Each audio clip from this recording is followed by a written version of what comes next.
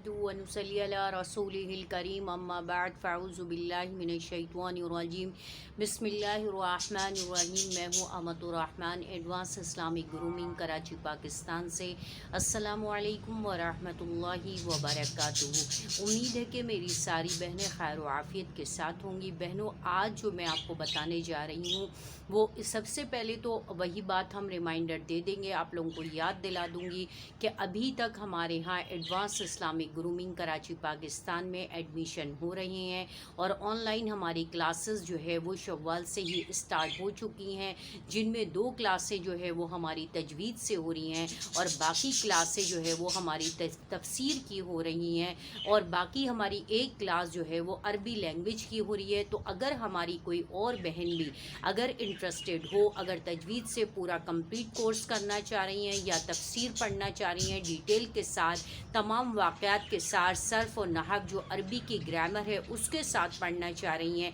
या अगर वो अपने बच्चों को पढ़वाना चाह रही हैं, अपनी बेटियों को पढ़वाना चाह रही हैं, या 10 साल की उम्र से छोटे बच्चे हैं अगर उनको पढ़वाना चाह रही हैं तो अभी वो एडमिशन ले सकती हैं, क्योंकि ज़िलहज तक जो है वो एडमिशन रहेंगे। उसके बाद जो है वो एडमिशन क्लोज़ हो जाएंगे। जैसे कि मैंने आपको इसकी रीज़न पहले बता चुकी हूँ कि हमारा जो टारगेटेड सिलेबस होता है उसको कवर करवाना फिर बाकी मंथ में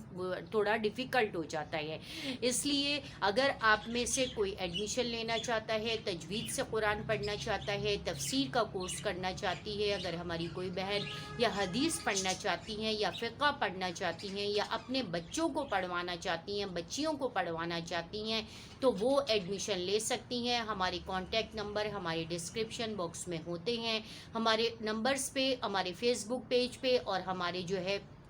ज़ूम मीटिंग के आईडी पे हमसे कनेक्ट कर सकते हैं, हमसे बात कर सकते हैं, क्योंकि हमारी ऑलरेडी क्लासेस जो है वो जारी और सारी हैं। एक बात ये हो गई बहनों, आज जो मैं आपको जिस मोस्ट इम्पॉर्टेंट टॉपिक के ऊपर जो मैं आपको लेक्चर देने जा रही हूँ वो हम सब का जो है वो बहुत ही ज़्यादा ऐसा टॉपिक है जिस पे हम सभी बहुत वरीड होते हैं, हम सभी इंटरेस्टेड होते हैं और हम सभी चाहते हैं। पैसा कौन नहीं चाहता और आसाइशें कौन नहीं चाहता, लग्जरी लाइफ कौन नहीं चाहता। तो उसके हवाले से मैंने बहुत सारे ऐसे लोग देखे हैं जिनकी साल हर साल गुजर जाते हैं लेकिन उनकी सैलरियों में इंक्रीमेंट नहीं लगते हैं या उनकी प्रमोशनें नहीं होती हैं और वो बूढ़े हो जाते हैं, रिटायर हो जाते हैं। या उन लेडीज़ की बात कर लें कि जो वो खुद वर्किंग लेडी हैं, चाहे वो किसी भी प्रोफेशन में हो, चाहे वो टीचिंग में हो या किसी मल्टीनेशनल कंपनी में हो या गवर्नमेंट के या नॉन गवर्नमेंट के किसी भी डिपार्टमेंट में हो, लेकिन कुछ वहाँ का ऐसा सेटअप, ऐसा सिनेरियो होता है जिसकी वजह से उनकी सैलरियाँ या उनके इंक्रीमेंट जो है वो बहुत ही साल से रुके हुए होते हैं, नहीं लग रहे होते हैं। और इसके अलावा प्रमोशन के बारे में तो वो सोच भी नहीं सकते हैं कि उनको प्रमोशन मिलने के कोई चांस भी होते हैं। हर साल हर इदारे वाले जो है उनको अपने जो बहुत एक्स्ट्रा ऑर्डिनरी परफॉर्मेंस के जो एम्प्लॉयज़ होते हैं वो बेचारे कहते रहते हैं, फ़ाइलें तैयार कर लेते हैं, फ़ाइलों की और जो है HR डिपार्टमेंट में और मैनेजमेंट के सामने अपनी तमाम चीज़ें, अपनी तमाम क्वालिटीज़, अपनी तमाम स्किल्स को रख देते हैं। लेकिन उसके बावजूद जो उनके मैनेजर होते हैं, उनके जो मैनेजमेंट होती है, HR डिपार्टमेंट वाले होते हैं, वो सारे उनको तसल्लियाँ देते रहते हैं पूरे साल के इस साल आपकी प्रमोशन होगी, इस साल आपका इंक्रीमेंट लगेगा। लेकिन ना ही इंक्रीमेंट लगता है और ना ही प्रमोशन होती है। और बाज़ इदारों में, बाज़ ऑर्गेनाइजेशन में और बाज़ कंपनीज़ में ऐसा होता है कि इंक्रीमेंट तो लग जाता है लेकिन इतना कोई ख़ास खातिर ख्वाह नहीं होता, यानी कि लाइक 500 लग गया, 600, 1000 लग गया, 1500, मैक्सिमम 2000 तक लग जाता है। तो आप खुद सोचें कि इस तरीके से हर साल में, यानी ज़िंदगी के साल तो ख़त्म हो रहे हैं लेकिन इंक्रीमेंट की जो वैल्यू होती है और जो चीज़ होती है वो तो 1000, 1500 और 2000 होती है, या किसी की बहुत ज़्यादा है तो वो 2500 हो जाती है। लेकिन इससे ज़्यादा कि कहीं भी का आप पूरी दुनिया में उठा के देख लें कि बहुत ज़्यादा हाई फाई इंक्रीमेंट, बहुत कम ऑर्गेनाइजेशन, बहुत कम कंपनीज और बहुत कम इदारे, बहुत कम गवर्नमेंट के इदारे या नॉन गवर्नमेंट हो, प्राइवेट इदारे हैं, मल्टीनेशनल कंपनीज हैं, वो बहुत कम लगा रहे होते हैं। बहुत अच्छे होते हैं जिनके जो मैनेजमेंट होती है, जो अपने एम्प्लॉयज़ का ख्याल करते हैं। लेकिन मोस्ट ऑफ लोग जो लोग हैं वो क्या कर रहे होते हैं, मतलब बहुत کم کر رہے ہوتے ہیں. وہ خود تو اپنی ارننگ کر رہے ہوتے ہیں لیکن اپنے امپلائز جن کے ذریعے ان کی ارننگ ہو رہی ہوتی ہے لیکن ان کو وہ فیسیلیٹیٹ نہیں کرتے ہیں. تو آج جو ہے میں ان تمام باتوں کے حل کے لیے آپ کے سامنے اللہ کا بتایا ہوا طریقہ, اللہ نے, میں نے آپ سے کہا نا کہ قرآن کے اندر ہر مسئلے کا حل رکھ دیا, بس ہمیں اس کو دیکھنے کی ضرورت ہے, اس کو پڑھنے کی ضرورت ہے, اس پر عمل کرنے کی ضرورت ہے, اس کو اپنی زندگی میں داخل کرنے کی ضرورت ہے, ہمیں اس کو اون کرنے کی ضرورت ہے کہ ہم کس طریقے سے اس کو اون کریں, اس پہ امپلیمنٹ کریں. تو اس کے بارے میں اللہ نے قرآن کے نہ آپ کو آج کے بعد سے اس عمل کرنے کے, جب آپ عمل شروع کریں, جو لیڈیز خود کرنا چاہتی ہیں وہ خود کر سکتی ہیں, ان کو اجازت عام ہے. اگر وہ اپنے ہسبینڈ کے لیے کرنا چاہتی ہیں ان کی بھی ان کو اجازت ہے. اگر وہ اپنے فادر کے لیے, اپنے بھائی کے لیے, اپنے بیٹے کے لیے, اپنے بھتیجے کے لیے, جو بھی آپ کے محرم رشتے ہیں کسی کے لیے بھی اگر کوئی خاتون اس کی جو محرم ہے وہ کرنا چاہتی ہے تو اس کو اجازت ہے. اگر کوئی خاتون جو ہے وہ اپنی کسی اپنی ہی لیے, مطلب اگر وہ پروفیشنل ہیں یا ورکنگ لیڈی ہیں, اگر وہ اپنے لیے کرنا چاہتی ہیں ان کو بھی اجازت ہے. اگر وہ اپنے گھر میں جو بھی آپ کا جو گارجین ہے, آپ کا کمانے والا ہے, آپ ان کے لیے کرنا چاہتی ہیں, اپنی بیٹی کے لیے کرنا چاہتی ہیں, جس کے لیے بھی کرنا چاہتی ہیں آپ کر سکتی ہیں, آپ کو اجازت ہے. لیکن اس کا طریقہ پہلے, سب سے پہلے اس کا طریقہ سن لیجئے, سمجھ لیجئے. تھوڑی یہ جو آیتیں ہیں یہ 3 سے ہے تو ویسے ایک ہی آیت, لیکن اس کے اندر جو چھوٹی چھوٹی آیتیں ملائیں تو آپ لوگوں کے لیے تھوڑا ڈیفیکلٹ ہوگا.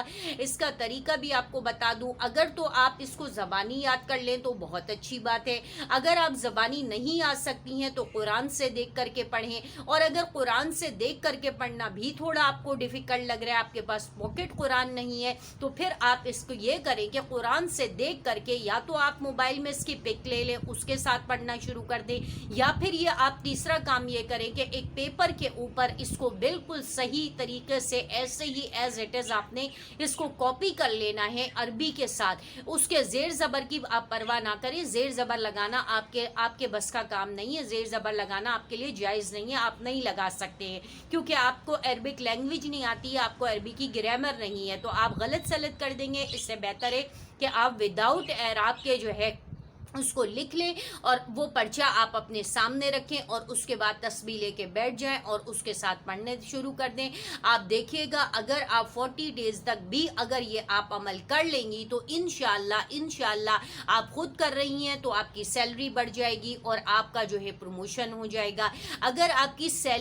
پروموشن نہیں ہوا تو ایٹ لیسٹ سیلری بڑھنے کی میں آپ کو گارنٹی دیتی ہوں کہ سیلری آپ کی ضرور بڑھ جائے گی. اس کے علاوہ اگر آپ کسی اور کے لیے پڑھنا چاہتی ہیں تو ان کے لیے بھی پڑھ سکتی ہیں, ان کی بھی سیلری بڑھے گی. جب سیلری بڑھے گی تو ظاہر ہے آپ ہی کو فیسیلیٹیٹ ہوں گی, تو آپ یہ کام بھی کر لیں. دوسری بات یہ کہ آپ نے کیا کرنا ہے, اس عمل کو بہت دھیان کے ساتھ اور توجہ کے ساتھ کرنا ہے. اس کی میں آپ کو تلاوت کر کے سنا دوں گی. بتا دیتی ہوں کہ سورہ طلاق کی آیت ہے اور سورہ طلاق کی کون سی آیت ہے اس کے بارے میں بھی آپ کو دکھا دیتی ہوں, آپ کو بتا دیتی ہوں, تو تاکہ آپ کے لیے اس کو جو ہے وہ دیکھنا آسان ہو جائے کہ وہ کون سی صورت ہے, کس طریقے کی ہے اور آپ نے اس کو کیسے پڑھنا ہے, کیا کرنا ہے. ٹھیک ہو گیا. اس کے علاوہ جو ہے آپ یہ دیکھ لیں کہ سورہ طلاق کی آیت ہے جس کو میں پڑھ رہی ہوں, اس کے بعد جو ہے وہ میں آپ کو دکھاؤں گی کہ یہ کس طریقے سے آپ نے پڑھنی ہے, کتنی پڑھنی ہے اور کیسے پڑھنی ہے. اس کے بارے میں آپ دیکھ لیجئے. اگر آپ کو نظر آ رہی ہے تو جہاں سے آپ کا نشان نظر آ رہا ہے, آپ کو اگر آپ کو یہاں سے جہاں سے نشان نظر آ رہے ہیں وہاں سے آپ نے اسٹارٹ کرنی ہے اور وہاں سے لے کر کے آپ نے جہاں تک آپ کو نشان نظر آ رہے ہیں وہاں تک آپ نے پڑھنی ہے. کہاں تک آپ نے پڑھنی ہے, کہاں سے لے کر کے پڑھنی ہے, اس کے بارے میں آپ کو بتا دوں. اس کا طریقہ یہ ہے کہ آپ نے مغرب کی نماز پڑھنی ہے اور مغرب کی نماز پڑھ کر کے پھر آپ نے کیا کرنا ہے, درود شریف پڑھنا ہے اور درود شریف پڑھنے کے بعد آپ نے درود شریف پڑھنا ہے اور درود شریف پڑھنے کے بعد پھر آپ نے اس کو پڑھنا شروع کر دینا ہے۔ یہاں سے اسٹارٹ ہو رہی ہے یہ آیت ہے، یہاں سے وَمَن يَتَّقِ اللَّهَ يَجْعَل لَّهُ مَخْرَجًا وَمِنْ حَيْثُ لَا يَحْتَسِبْ وَمَن يَتَوَكَّلْ عَلَى اللَّهِ فَهُوَ حَسْبُهُ إِنَّ اللَّهَ بَالِغُ أَمْرِهِ قَدْ جَعَلَ اللَّهُ لِكُلِّ شَيْءٍ قَدْرًا۔ یہاں تک آپ نے پڑھنا ہے، یہ ہے آیت نمبر جو ہے، آیت نمبر ہے 20 آپ نے